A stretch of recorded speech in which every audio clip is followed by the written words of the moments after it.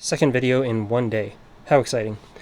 We're gonna keep going with a repair that I've been gradually making to a set of Go Now padded swords. It's the saber model, or sorry, broadsword model, the straight blade, specifically blade, because they're padded.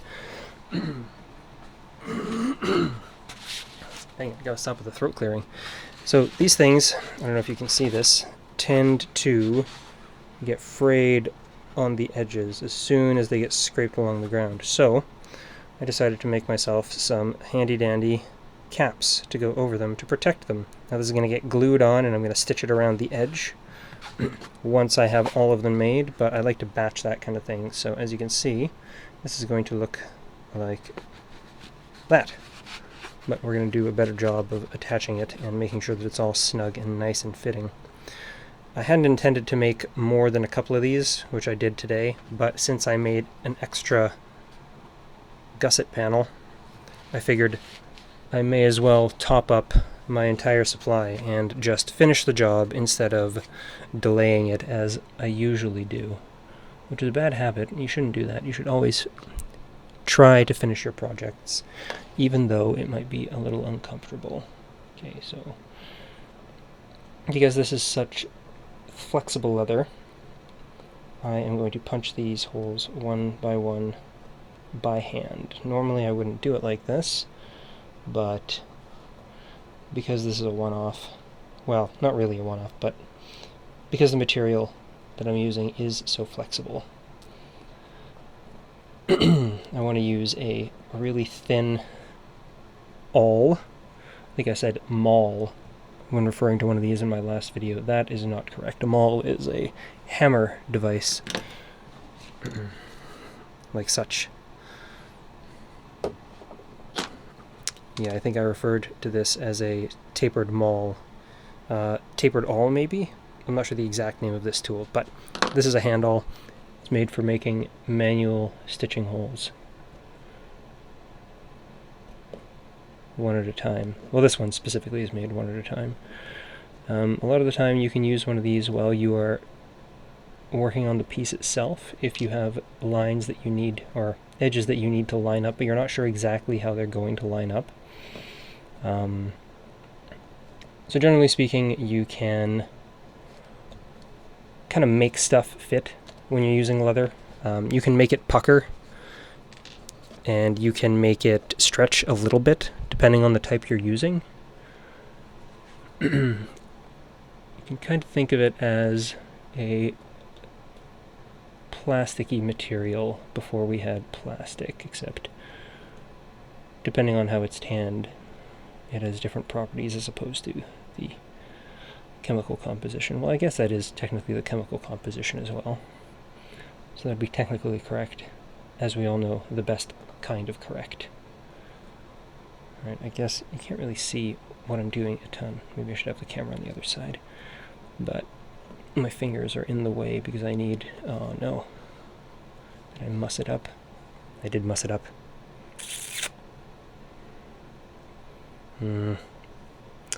That hurts my brain a little bit. So what should I do? Should I start over? Yeah, I will.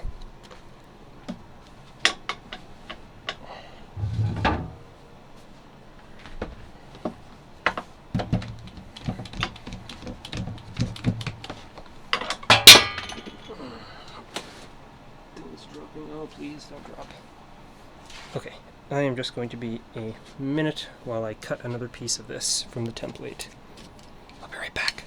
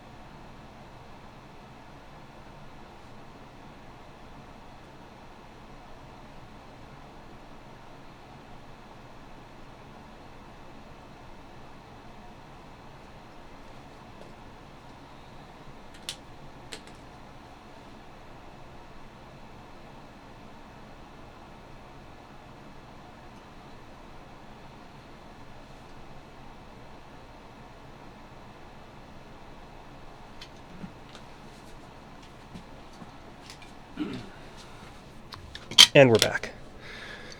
It's probably not great YouTube etiquette to have a great big pause in the middle of a video, but can't be helped in this case.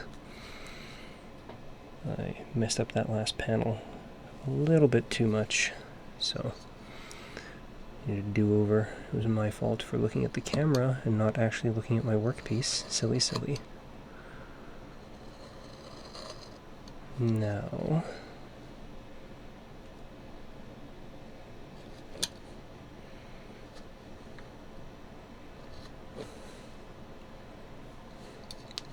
you'd think you need to actually round these over, but since a corner is just an infinite amount of tangent lines, we can get away with just cutting a few tangent lines, because nobody's going to be able to tell we didn't do infinite tangent lines. That would be silly. And most people are not that silly. You, audience member, may be that silly, but most people are not that silly.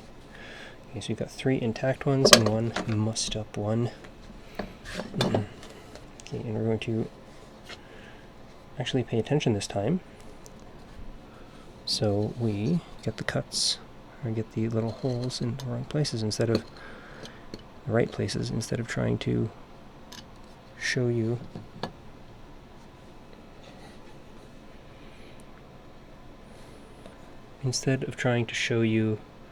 tools when we should be working on the workpiece.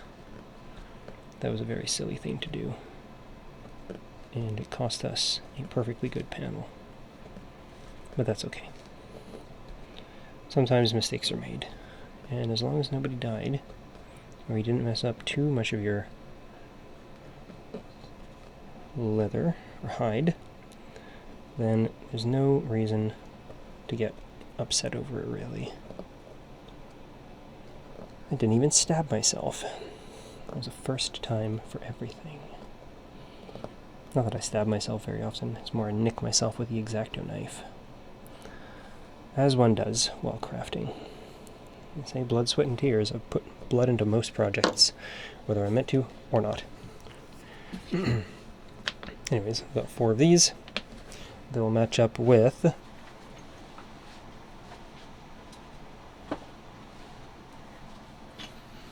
these 2 panels that I cut out yesterday without meaning to. I pulled a silly and accidentally cut more panels than I needed.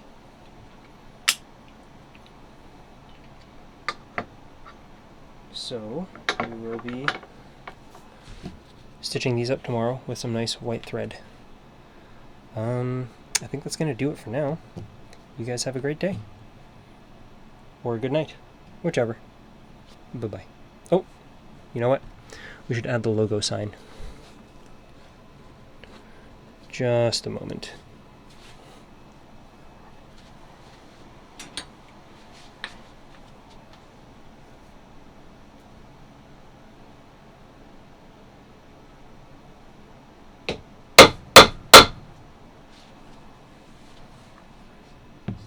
I'm not sure how well you can see that. Is it going to focus? It's not going to focus. Okay, you have to see it down here. Well, that's what it looks like.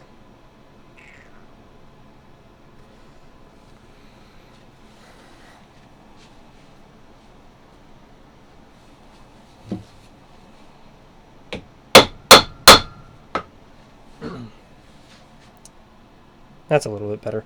Yeah, I know, having the action off camera is no fun for anybody, but I don't have the ability to swivel in that direction right now. It's a little messy in here. Anyways, have a great night. Bye-bye.